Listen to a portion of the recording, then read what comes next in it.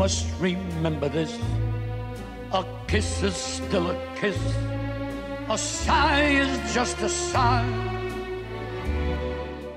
I was a child of the upper end of the lower class. Upper end, that drop of respectability that simply meant that my dad and uncles had jobs all during the Depression. I was born and raised in the big city with not a lot but some very vivid memories of life then. It may be hard to believe, but there were no televisions, computers, or plastic.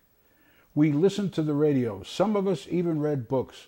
We wrote things down on paper. We calculated by using the learned knowledge of addition, subtraction, multiplication, and division. And that's about all we had to work with.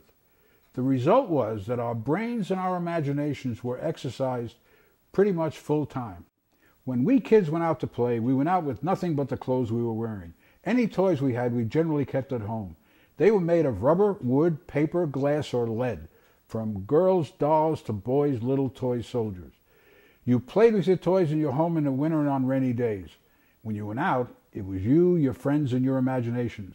The regions of the country were very different then. The regions were stereotyped, and justifiably so.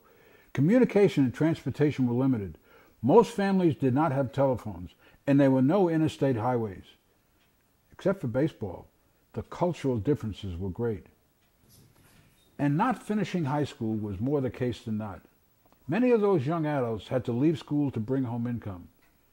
But the interesting and gallant position they would take was, "It may be okay for me to quit school, kid, but not you. Mom and Dad really want you to get a good education, and that's what you're going to do."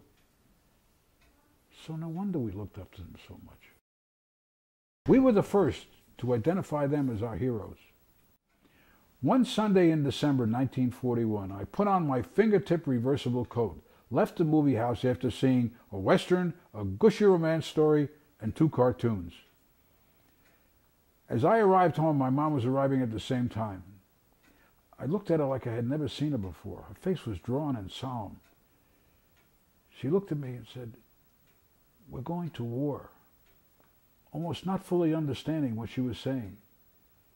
The Japanese bombed our ships in Hawaii.